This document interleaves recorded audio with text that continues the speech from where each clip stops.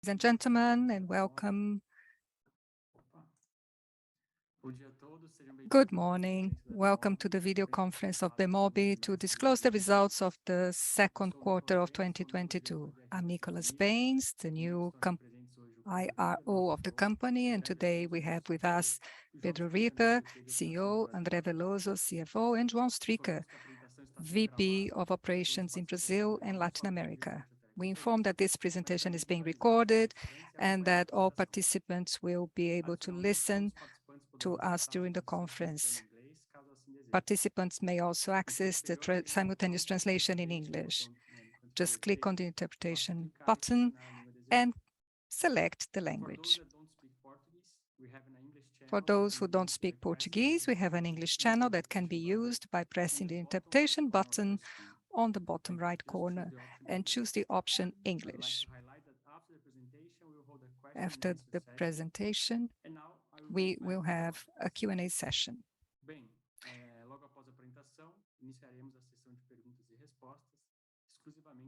The Q&A session is exclusive for analysts and investors, when further instructions will be given. Before proceeding, we would like to clarify that any forward-looking statements that may be made during this conference call relating to Bemobi's business outlook, projections, operational and financial targets are based on beliefs and premises on the part of the company's management and on information currently available.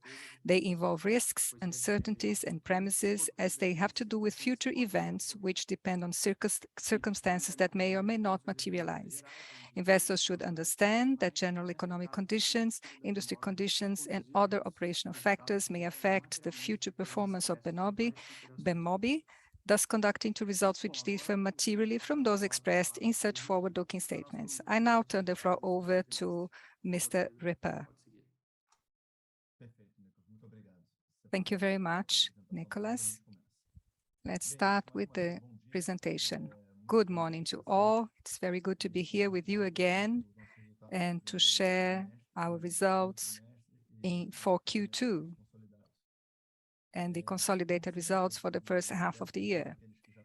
I apologize for those who already know about our business, but I would just like to give you an overview about our business model.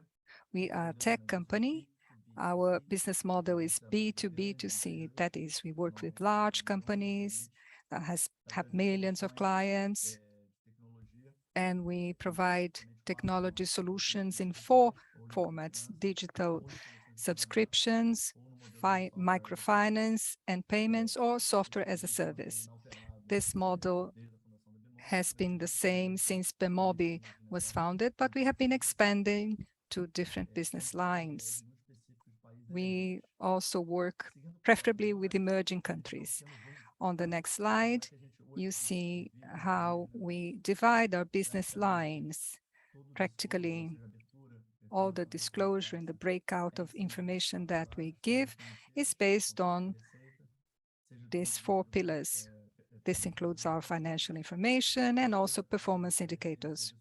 We have digital subscription services, and it's a take rate, a type of revenue share, where we share the revenue we get from the services. Then we have microfinance and 2 different lines, nano credits, which we give to telecom users, and it's a percentage of the success rate.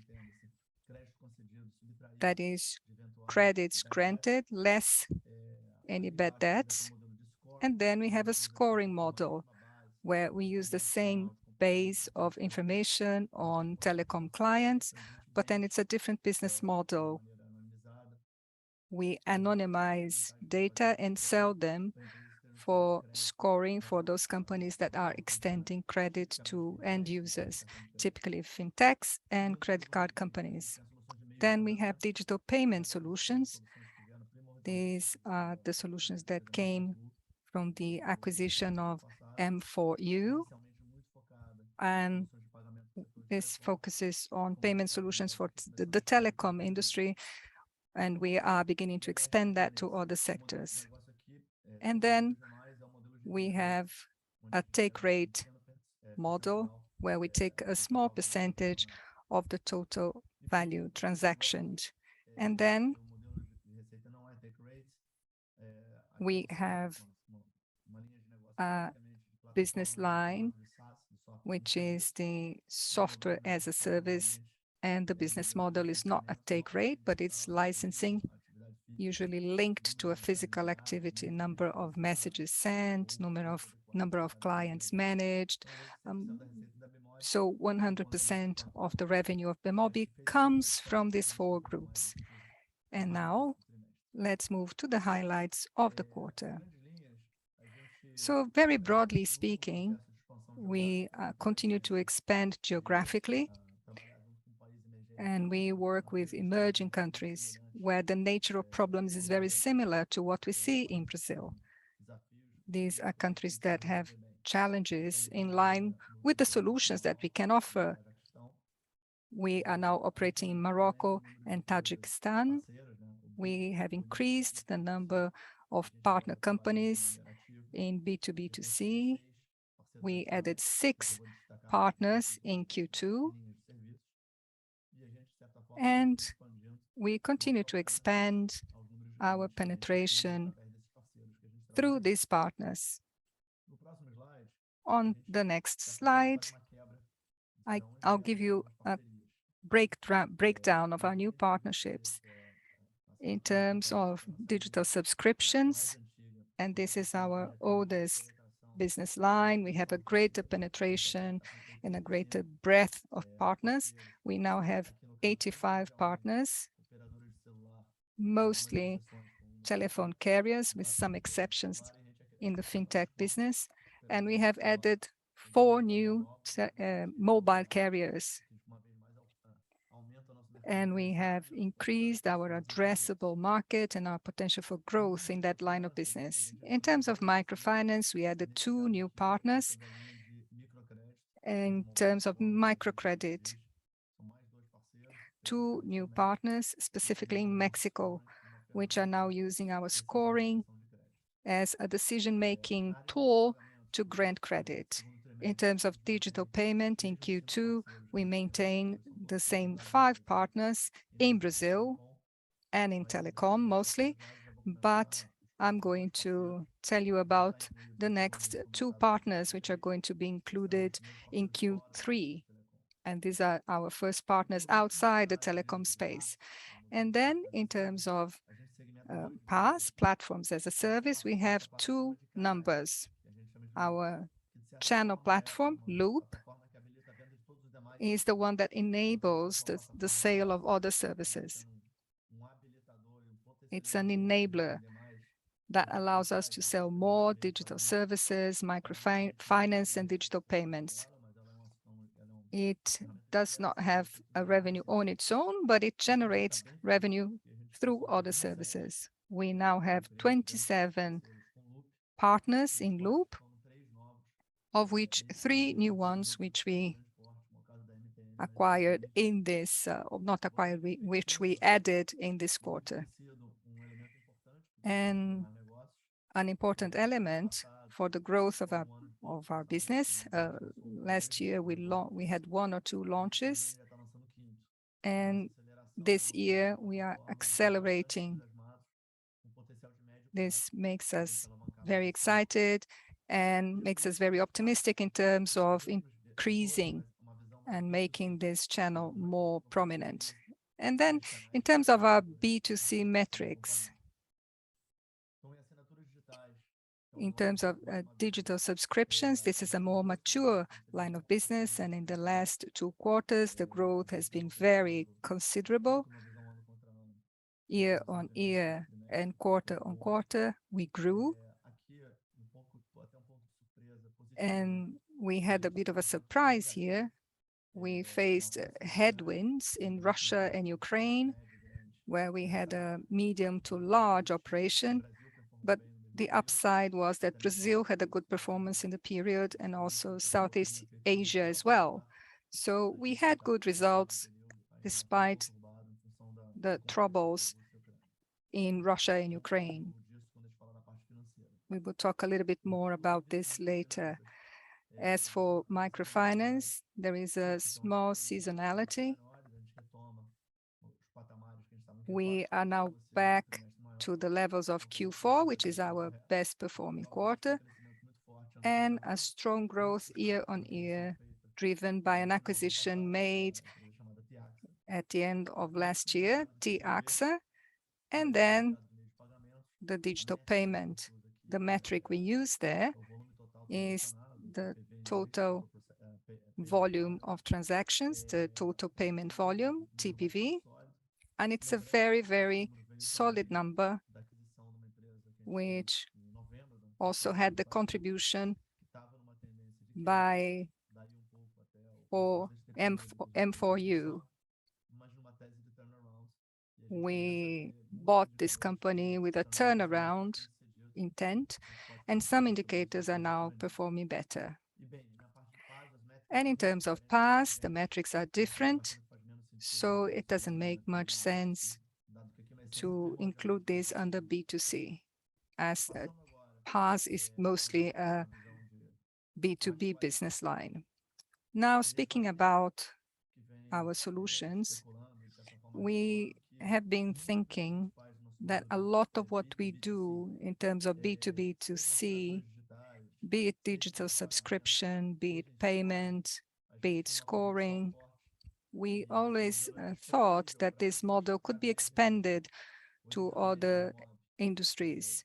Originally, Bemobi concentrated on telecom, which serves billions of customers worldwide.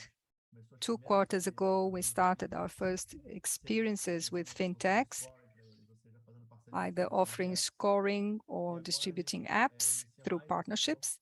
And now we want to penetrate other sectors further. We have been working with utilities for some months now, and we focused on energy distribution,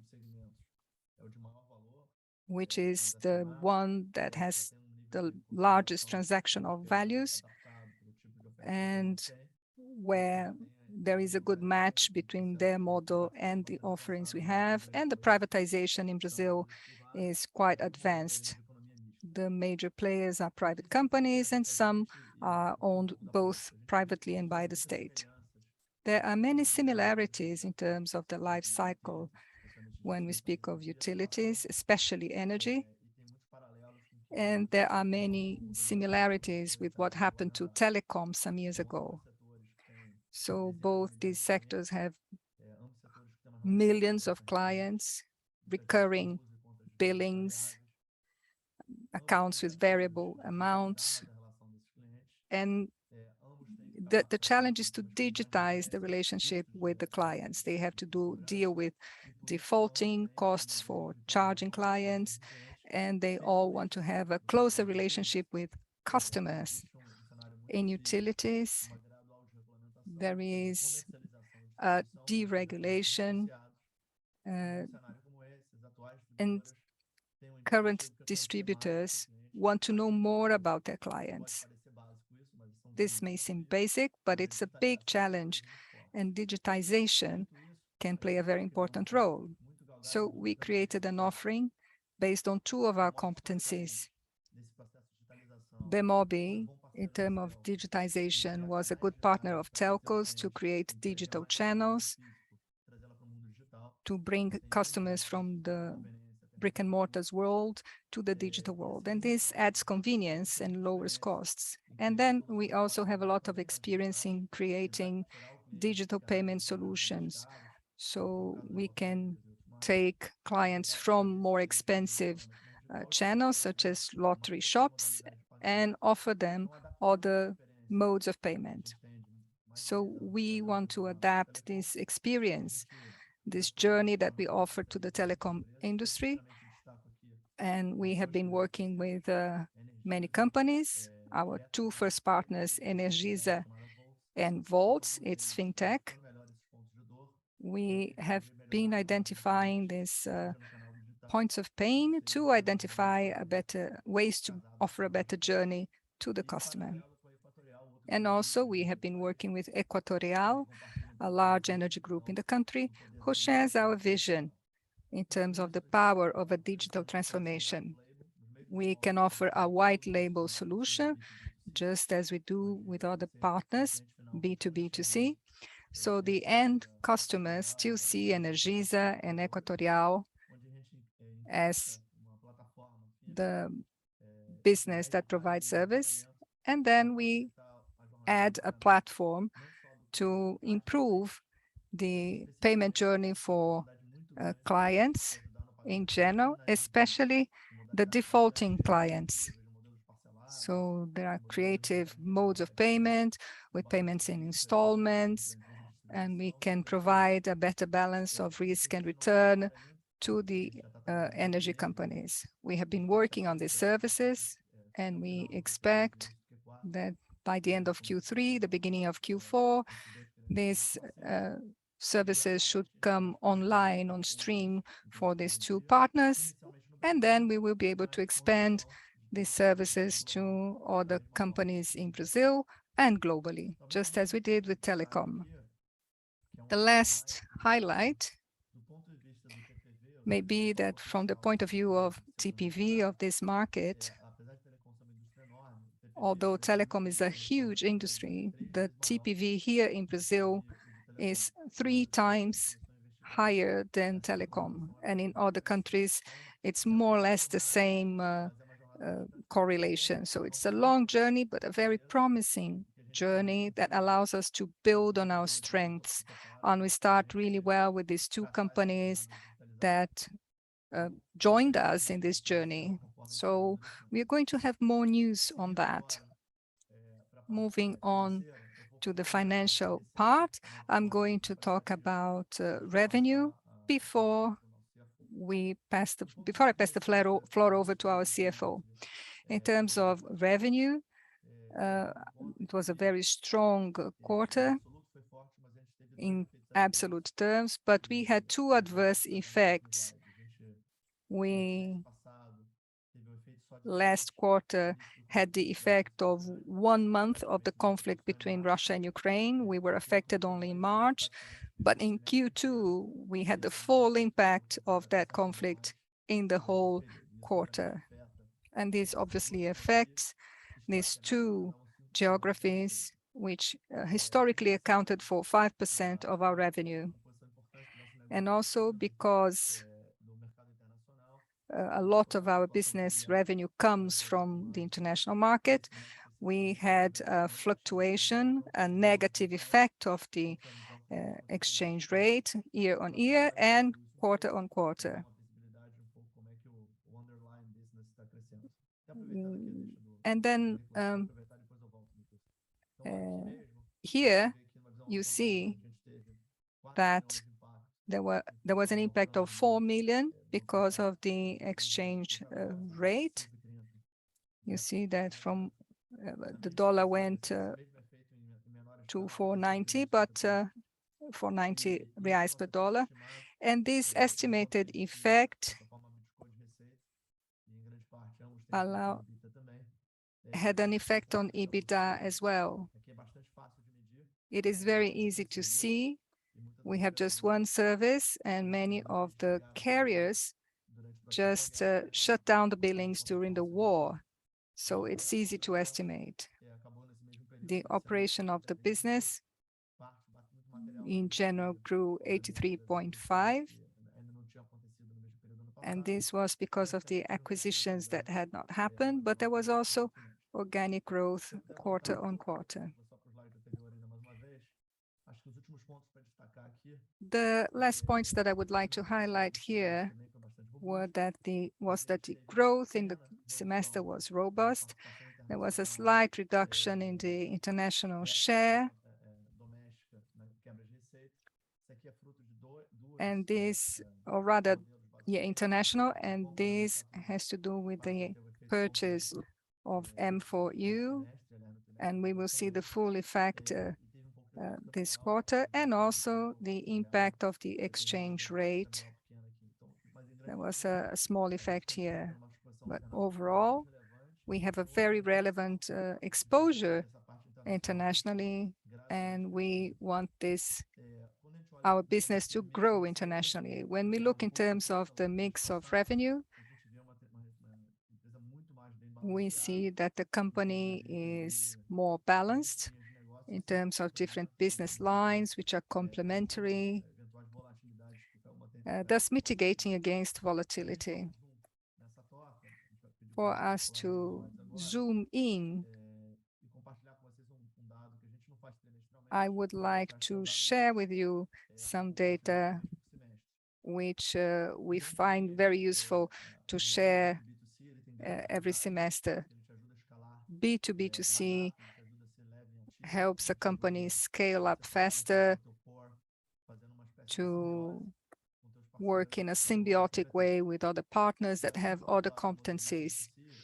The challenge for B2B2C is that you have a codependence if you have a small number of partners and if there is a concentration of partners. So this can present problems for the companies. So we offer diversification in terms of offering a number of partners, and this is an indicator of the health and resilience of the business. So as you can see here, diversification grew. Our revenues are distributed in a more diversified way, and the intent is to look for this diversification. We want to penetrate new countries with new partners, and we want to look for resilience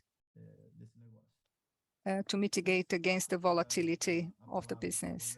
And now I turn the floor over to André, who's going to talk about the financial aspects. As said by Pedro, this was yet one more quarter with very sound results, which reflects the consistency of our strategy. And beginning with the indicators, on the left-hand side, you see the gross margin.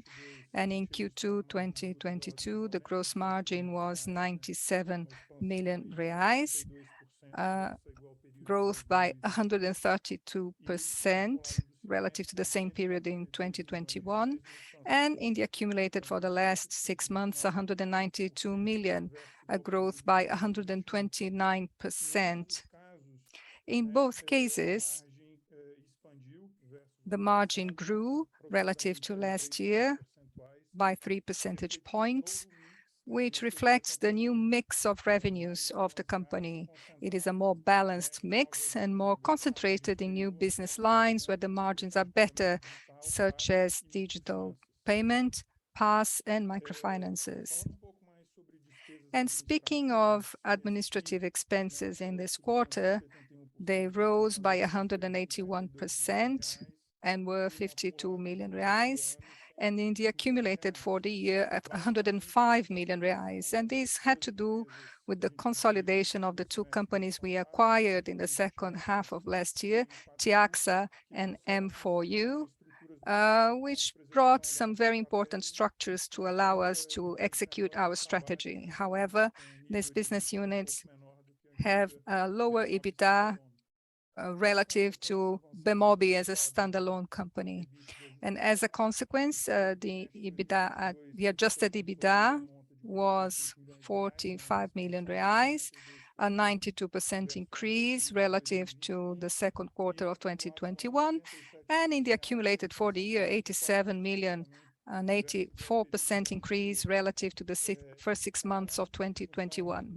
In this case, because of the comments I made about the units that we brought on board, the margin relative to 2021 is slightly lower, but we were able to see an expansion by 1.3 percentage points relative to the first quarter of 2022, which reflects the new situation of the company.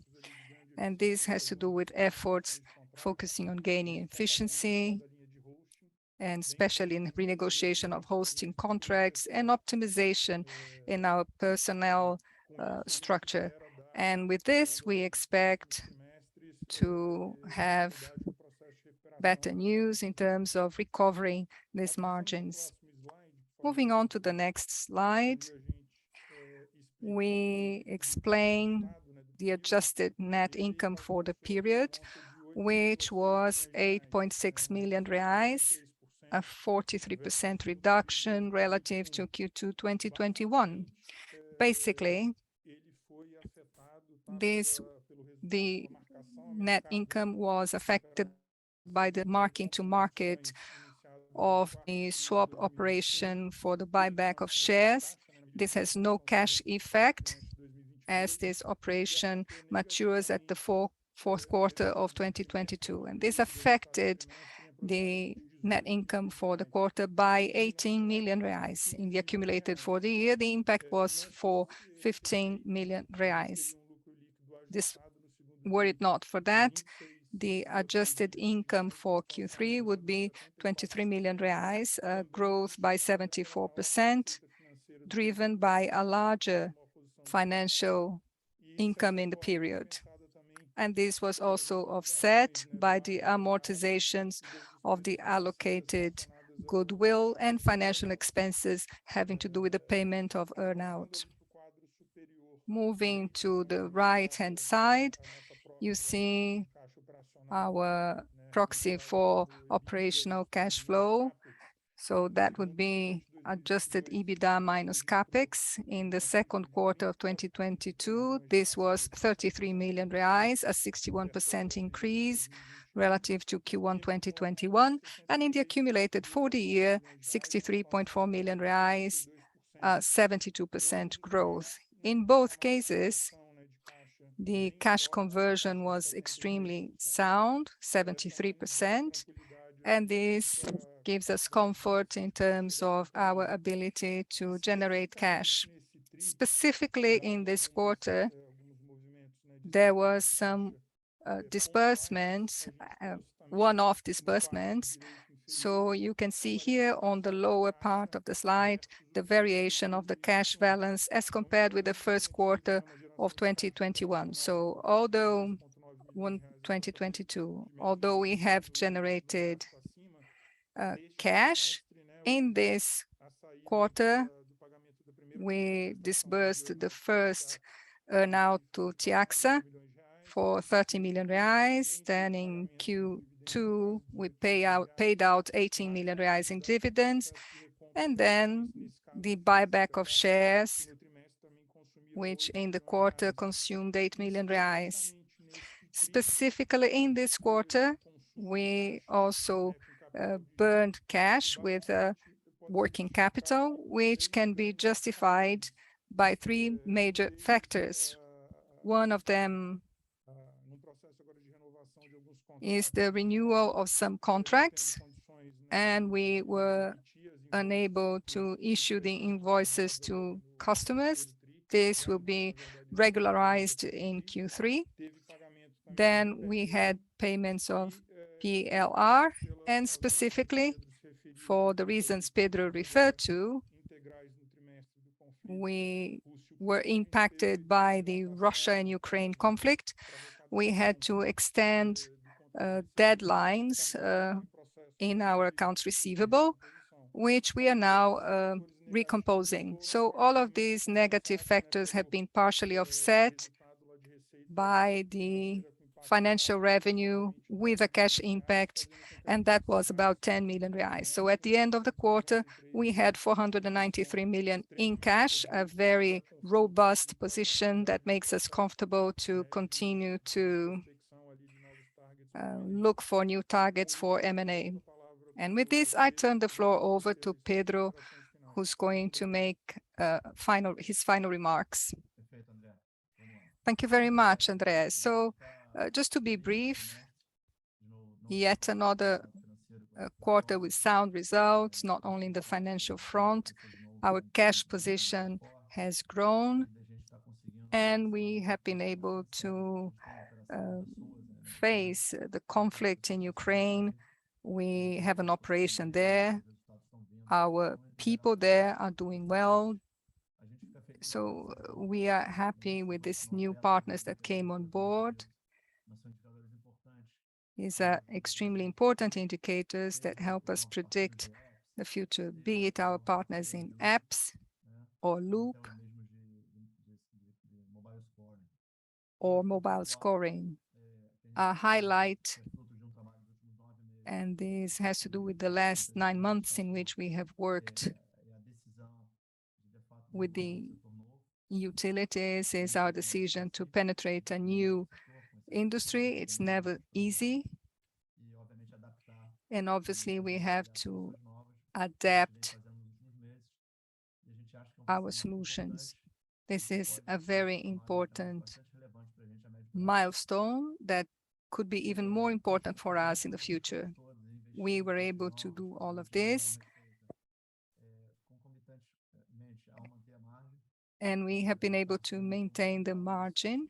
So there is a nice balance between investing in new business lines, which will bear fruit in 2023 and 2024, whilst maintaining the profitability of the current business. As André said, we want to have a strong cash position and to allocate cash in an intelligent manner. So we believe that we have to be responsible and disciplined in terms of M&A. And I'm stressing this because the equity of all listed companies is under pressure. So this creates a pressure towards buying companies that have values in line with what we believe is right. So we are actively looking for assets that can add to our performance, just as Tiaxa and M4U. Having said that, Nicholas, maybe we can remove the presentation from the screen and open the Q&A session. Just to remind how we are going to proceed, the questions may be asked on audio, and maybe we can have also the questions from the chat. We have someone who would like to speak, Bernardo. Bernardo, you can go ahead, please.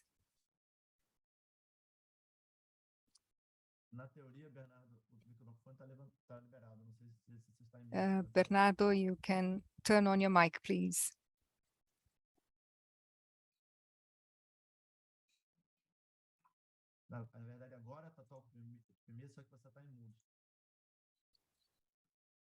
It says here you're on mute.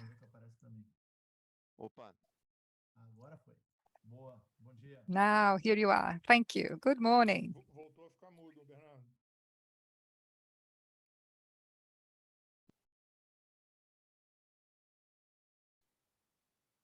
Opa, vocês estão me escutando agora? Can you hear me now? Yes, okay. Thank you. Thank you for allowing me to ask 2 questions. The first one is about the new contracts with the energy sector. You have 2 large contracts with a very relevant client base. So what is the curve you are projecting for the revenue of from these contracts? When should this gain traction in terms of results and income? And what happens with the take rate? Is going to be similar to what you have in telecom? And Stricker, if I could ask you a question about opportunities in payments in telecom, what is the potential for growth in terms of top-up and digital plans with carriers? I'm going to take the first part of your question, and then I'll turn the floor over to Stricker. So as regards what we can expect from these 2 contracts and what our expectation is going forward, we haven't started operating those contracts yet. So this is a caveat, but we believe that there will be no effect on Q3, and we are going to see the effects in a gradual manner in Q4 from one of the partners, and then at the end of Q4 with the other partner. So this is going to be a gradual curve. It's not going to be a big bang. We gradually open the tap, so to speak, as things work. The other one, as I said, is going to start at the end of this year. And as we create this digital behavior, that is a change of behavior on the part of customers, and this might take time. This is for Engisa.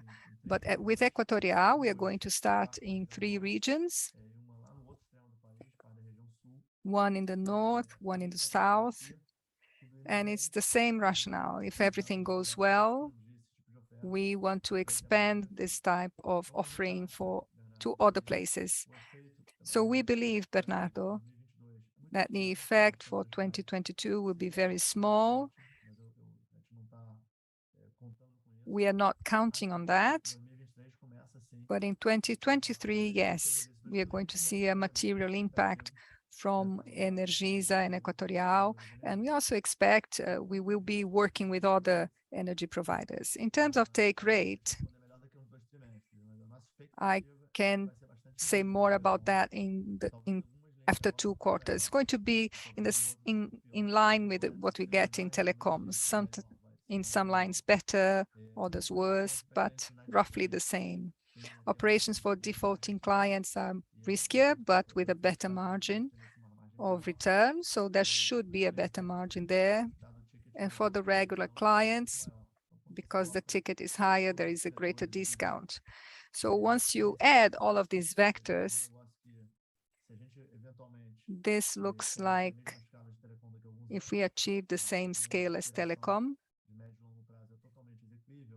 and which is totally feasible in the medium to long term, we should have a contribution to the gross margin, which is very similar, but with a higher EBITDA, because in practice, there is an intersection of platforms, so there is a material gain of scale as well, which is what we want when we grow services.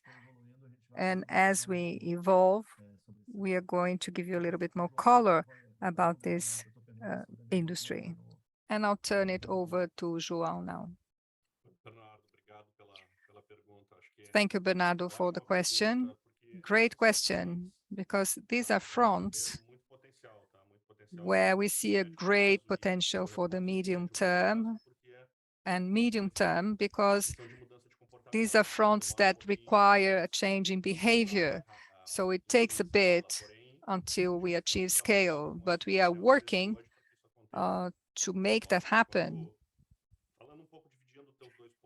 And speaking of digital plans, the basis for carriers in postpaid and control, these are plans where an invoice is issued. So this is a legacy method for more traditional services industries, but new subscription industries tend to use credit cards or digital payment for the clients. And we see that interest grow within customers and within the carriers. For the customers, it is a digital experience. It's simplicity, it's convenience to control your payments. It's a habit. So you have your services charged to credit cards or other types of digital payments. And for the carrier, there is a reduction in collecting costs, operational costs. So that's the direction the market is going to. And Bemobi specializes on that. We are able to integrate different payment means, channel intelligence with Loop and other communication channels. And this is essential to ensure the recurring payments of these clients. So our expectation is very high. We have been working with the carriers very strongly to make that even better. In terms of top-up is increasingly digital. 60–70% of the customers top up digitally, and this was accelerated during the pandemic. So customers moved to the digital world, and a lot of this market was captured by fintechs, wallets, digital banks, and they used top-up to capture clients, to win over clients to their base. And in this case, carriers are interested in using the top-up strategy, the fact that the customer has to establish a relationship when they want to top up their mobile phones, to digitize the relationship with the clients. So it's a very strong movement towards bringing customers to white label, that is, they are branded with the carrier's branding. And again, Bemobi is very well positioned. We operate white label channels for different carriers. From the first contract to try to encourage customers to go to the channel to the green light. So we have been working with the operators, with the carriers to add intelligence, to have better journeys, and to offer better benefits for customers so that we can also grow. So these are two elements which are very well structured. And it's in the interest of the carriers to make it happen.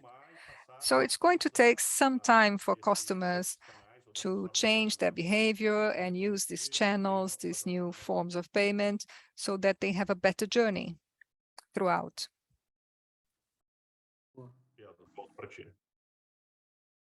A gente tem uma outra pergunta também. We have another question, Pedro, from André Danielson, which is very similar to Bernardo's. And how long will these customers take, these new clients take to start generating revenue? Yes, that has been answered. But again, there are two drivers: penetrate new geographies of those existing clients, and then penetrate new clients so that we can gradually digitize the operations. It's very similar to what we did in telecom. So you have to win new customers and then work to develop the digital channel. You don't need a new client to grow. There is a gravity there, there is an inertia there, and we are able to serve clients better. The next question is from Vicente, who asks us to explain the company's vision for games and how this is related to payments. We still believe the idea that the world is flat and everybody's equal, and that the Google Play and Apple model is 100% efficient to the whole market. We don't believe that. We have a model of subscription which is gaining traction at very aggressive prices. Yes, the leftover balance can be used for this type of entertainment. And this allows us to monetize users that historically are not monetized, and also a billing model that is very appropriate. We are always looking for the best games, and Bemobi doesn't develop, we publish. We are not publisher, we distribute games. And a critical element is for us to have access to the best games. So what I can say is that we are going to continue to look for new app developers. This is a very dynamic market. There are new games coming up all the time. This is part of the evolution of the service. It's the same for video or music, for example. Then we continue to look for carriers and markets where this model has not been established yet, and this is an avenue for growth. And we are trying to look for innovation. just to give you a teaser of what we are going to announce very shortly, in some countries where we operate, and Brazil is one of them, very gradually 5G is being implemented. You will have a little bit more color about it, but we are going to have an update in our games service to be able to tap good opportunities such as streaming of games. So we are very committed to this industry. It's an industry we like, but we are not a games company. We don't develop games. We help increase the profitability of a segment through users in those areas of the market that are underserved by publishers and other models. We have one more question from SCAD Capital, Eduardo Cortes, who can now open his mic.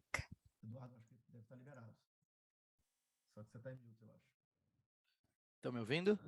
Perfeito. Tudo bom, Eduardo? Bom dia aí para todos. Good morning to all. Duas perguntas, na I verdade. have two questions, actually.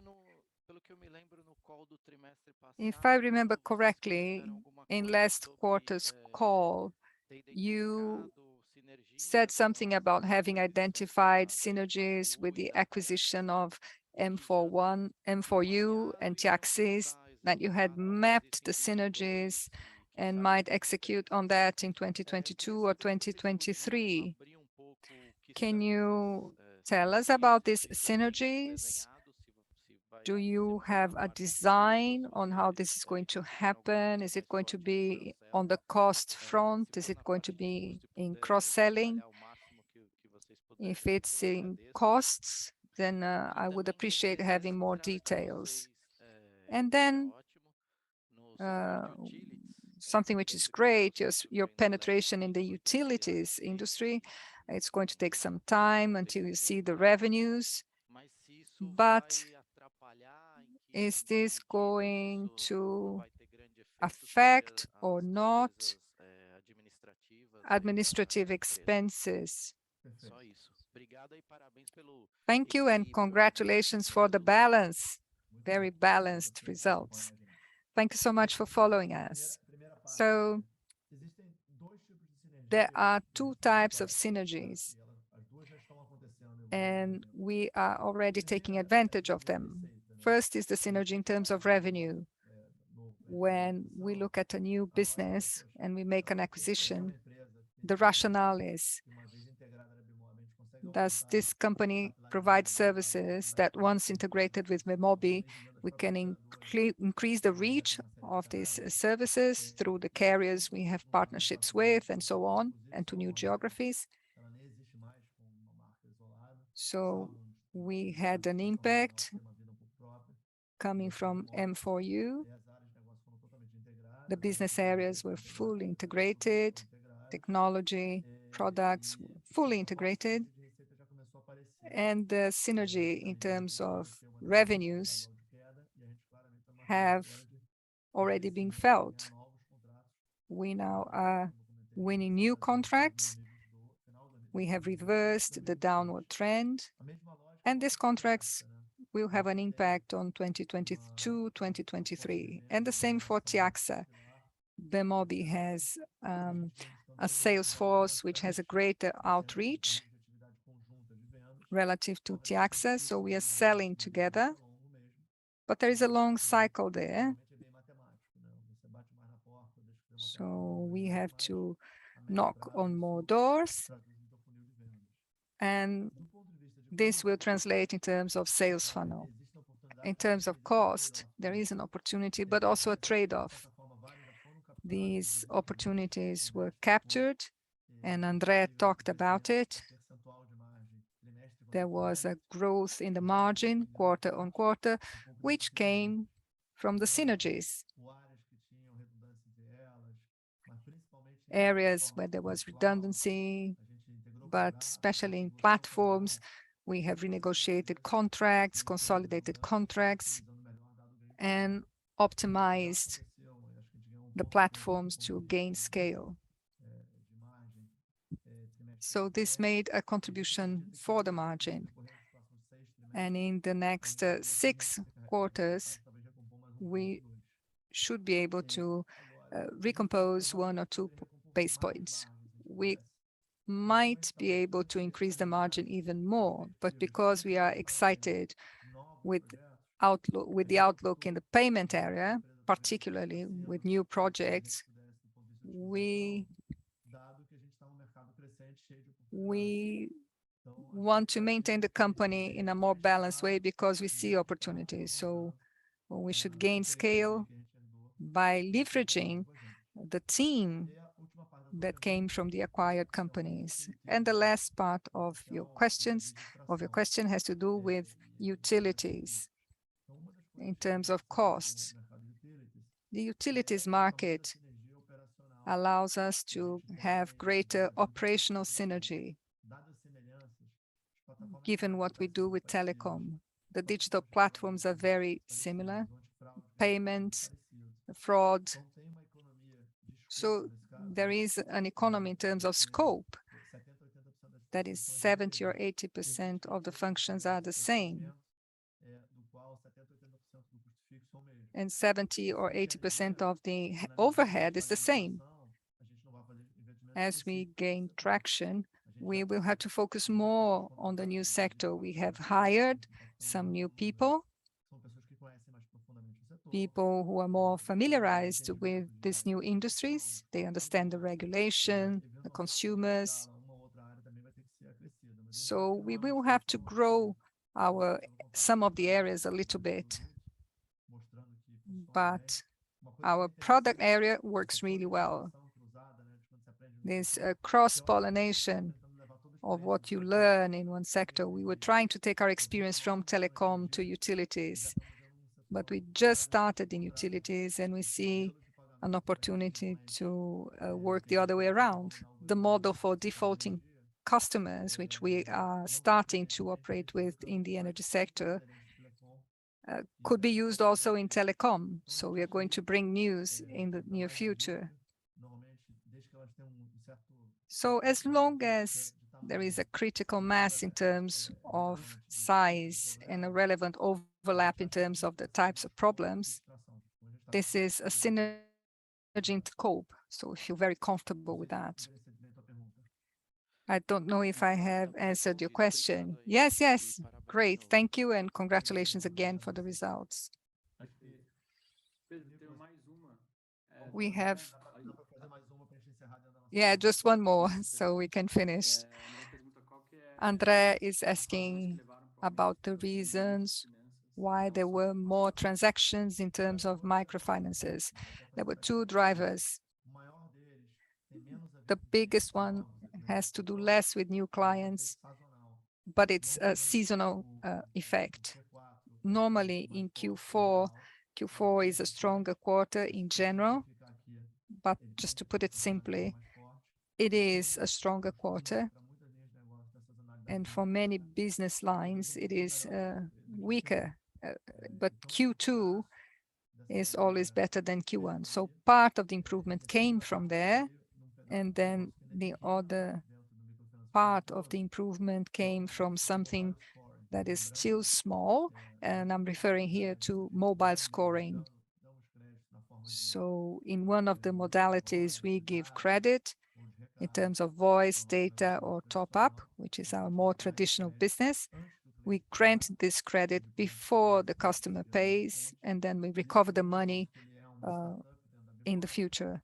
And then we have the scoring business, which is a startup within Bemobi. So we take data and behavioral data, and this data can be very effective and rich for you to grant credit. And we did really well in Q2 in this area, especially in Mexico, with some banks that work with us. In absolute terms, it's a small amount, but it grew very considerably. And this gave us a little bit of positive impact, but seasonality actually accounts for the biggest effect in the quarter. Pô, eu acho que com isso a gente pode encerrar, assim. And with this, I think we can end the video conference. Well, people always ask about M&A, and although the market now is a bit depressed in terms of valuations, we continue to look in the middle to long term. We still believe a lot, despite the macroeconomic environment. And I think we have to be consistent with our medium and long-term vision, despite the situation of the market now. So we have always been very careful with the acquisitions. We made 3 acquisitions so far. We are very excited in that we are able to grow organically and inorganically as well. And with this, Nicholas, I think we have reviewed the highlights for the quarter, and I would like to thank you all for being with us. We will have more cool news to share with you. Boa. E com isso, a teleconferência da BMOB está encerrada. The video conference is now ended. Thank you very much for participating. Bom dia. A good day to everybody. Good day. Have a good day.